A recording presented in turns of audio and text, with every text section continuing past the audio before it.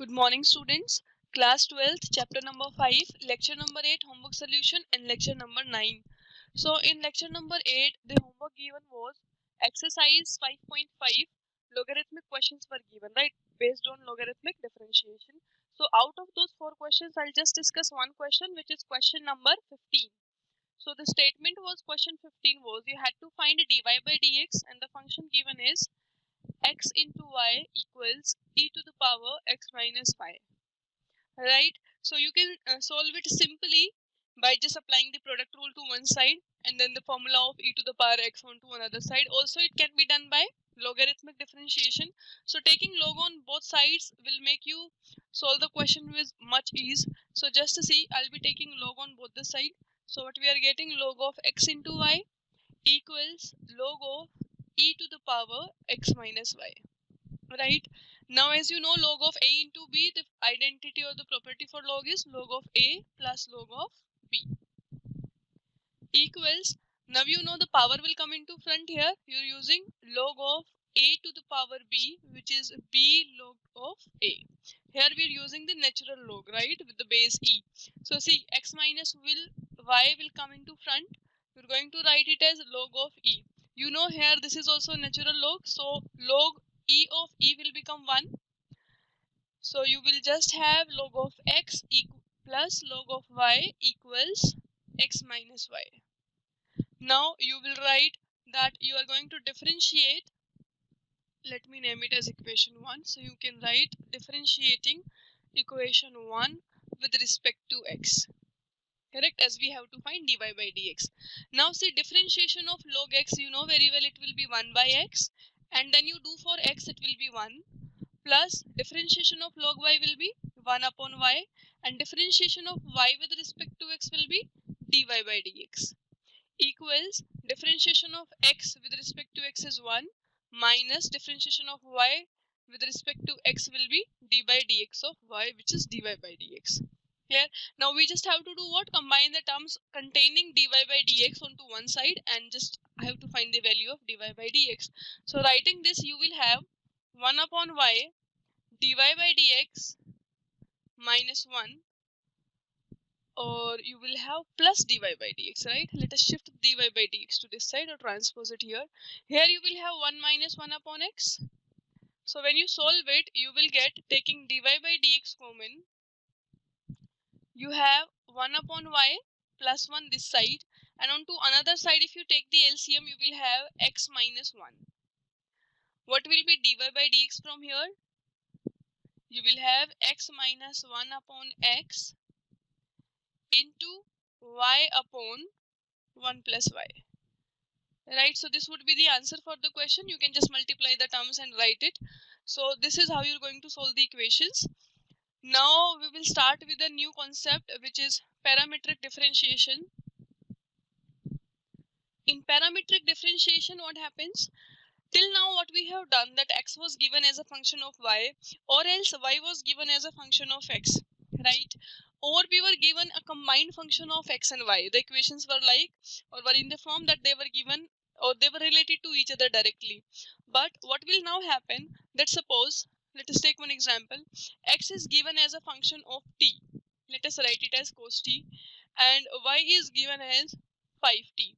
So you see, x and y are both not related directly but indirectly with a new parameter, I call it as t, right? So with respect to t, x and y are changing, right? So here t is a parameter and x and y are known as your parametric equations, or we may call them as parametric functions. So in this case also you had to find dy by dx. So sometimes what we can do is, this can be done by eliminating the parameter, right, and bringing the function in terms of each other, but that's not convenient every time. So there is a formula for finding dy by dx. We use this formula, dy by dt, that means we will differentiate with the respect of the given parameter as it is t here, and we'll divide it with dx by dt. Okay, now how does this formula come and why do we apply it? Just to see here, you know, change in y with respect to change in x, correct? When does this become dy by dt? When delta x tends to 0. So I may write that limit delta x tends to 0, that means the difference in x2 and x1 becomes very close to 0. The 2 points are very close, only then the secant will become a tangent, right? So I can write it as dy by dx. Now this fraction which I have written here, this can also be written as I am dividing the numerator and the denominator with the same change in t. Correct. So if I write this here, we will be writing, it can be written as limit t tending to 0. Here you can just apply, or I'll write just here itself, t tending to 0. So this will be written as actually dy by dt upon dx by dt. Right, so from here this has come up. So we'll be using this in all the questions of the exercise 5.6 to solve this. So what is the difference here? That x and y are indirectly related, not directly, through another parameter, which is t. It can be t, it can be theta, it can be p, anyone. So whatever parameter would be given, with respect to that we are going to differentiate. So let us start our exercise 5.6. So we'll be discussing only 4 or 5 questions of the exercise. So let us start with question 1 itself. So in question number 1, they have given you x as 2a into t square and y is given as a into t to the power 4. Right. So as you can see, x and y are given as a function of t here. We'll first find dx by dt. Correct. So finding or differentiating this parametric equation with respect to t, we will have dx by dt. 2a being a constant will remain as it is. Differentiation of t square with respect to t is 2t. So what is the answer that we have? 480. Similar way, we are going to find out dy by dt. d by dt of y will be equal to a being a constant is as it is. T to the power 4, when we differentiate with respect to t, we get 4t cube. Correct. So what we have? 4a into t to the power 3. Now as I told you, how do we find dy by dx? You just have to write dy by dt to divide with dx by dt. So just put in the values in this here. What you get is 4at cube divided by 4at. So 4a and 4a getting cancelled. One power will get cancelled here. So you just left with t square. So the answer for the question is t square. So very simple. Just only the change is you will first differentiate both the parametric functions or equations given with respect to another parameter, right? And then you are going to put the values in the formula. That's all to be done. Let us practice one more question here, which is question number 4 of the exercise. In this they have given us x as 4t, right, and y is given as 4 upon t. Again, very simple functions we have. So just to see, we will be differentiating x with respect to t first, as we know the parameter is t here. So dx by dt will be 4 only, because differentiation of t with respect to t will be 1. From here, dy by dt, when we solve 4 as it is, 1 by t differentiation will be minus 1 upon t square, because it can also be written as 4 into t to the power minus 1. So we have got both the functions or both the differentiation. Now dy by dx will be formed as dy by dt, which is minus 4 upon t square divided by 4. So they will get cancelled and we will be left with minus 1 upon t square as the answer of the question. Clear? So let us go to the next question. These were very basic questions. Let us go to question number 6 now. In question number 6, we have been given with x as a into theta minus sine theta. As you can see now, x here is given in the parameter is here theta.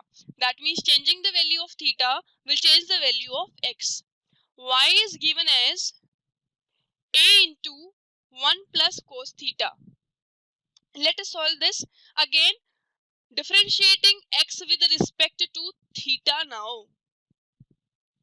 A as it is, differentiation of theta with respect to theta is 1, minus differentiation of sine theta with respect to cos theta is cos theta, and of theta it will be 1. This is first equation. Let's suppose now the second one, dy by d theta, when we differentiate y with respect to theta, we get a as it is. Differentiation of 1 with respect to theta will be 0 because it is a constant, and differentiation of cos theta with respect to theta will be minus of sine theta. So this is our second equation. Now what we have to find actually, dy by dx, correct? So on a separate page I'll be putting the values. Dy by dx will be calculated as dy by d theta divided by dx by d theta, correct? So let us see what is dy by d theta, minus a sine theta, minus a sine theta divided by a into 1 minus cos theta. As you can see here, this is the only answer that we got for dx by d theta, a into 1 minus cos theta.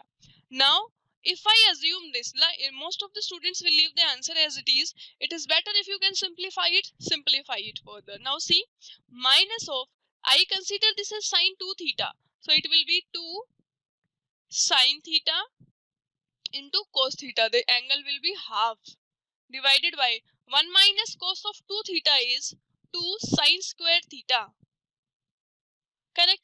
2 and 2 getting cancelled. The answer that we get is minus of 1 sine and 1 sine will get cancelled. So cos theta by 2 upon sine theta by 2. The answer for this is minus of cot theta by 2.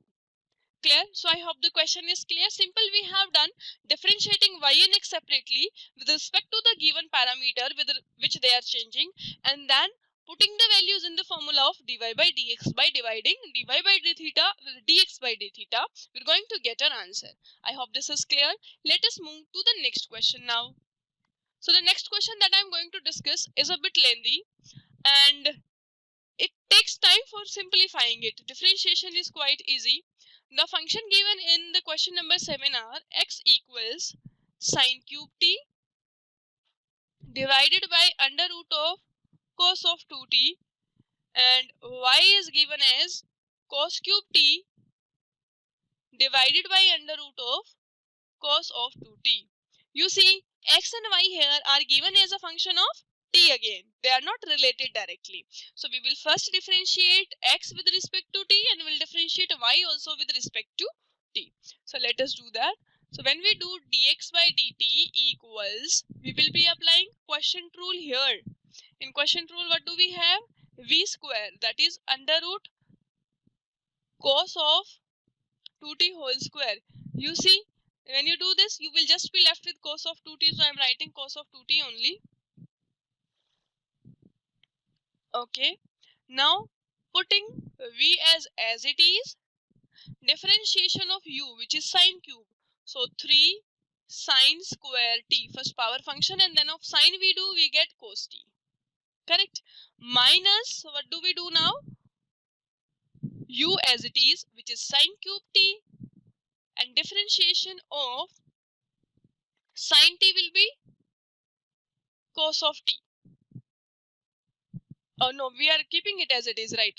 So we will just keep this as it is, and differentiation of under root of cos 2t will be 1 upon 2 under root of cos of 2t, okay, and cos of 2t, when we differentiate it is sine of minus sine of 2t, okay, and of 2t it will be 2 only. So 2 and 2 here will get cancelled. So let us take the LCM in the numerator part. So when we take the LCM as under root of cos 2t, under root of cos 2t will be the LCM. So see, under root cos 2t, under root cos 2t will become cos of 2t, and 3 sine square t cos t minus sine cube t. Now see, minus and minus, this and this minus will get plus. So sine cube t into sine of 2t into cos of 2t, which we had in the denominator here. Clear? Now in the complete, you see what is common. See carefully. From the here it is t. Okay, so from first term and second term we see sine square t is common, so I'll just take that common. And in the denominator, cos of 2t to the power half and cos of 2t to the power 1 will become cos of 2t to the power 3 by 2. So let us write that dx by dt will become 3 cos of 2t. I'm just writing that again first for you. So sine square t cos t plus sine cube t sine 2t divided by cos of 2t into cos of 2t to the power half we have. Clear? See, this was the only equation that we were having. 3 cos 2t sine square t cos t sine cube t and sine 2t. Clear? Putting this and taking sine square t common. If I take sine square t common, we are left with 3 cos of 2t cos t plus sine t into sine of 2t. Okay. And in the denominator, what do we have? Cos of 2t to the power 3 by 2. Clear? So let us name it as our first equation.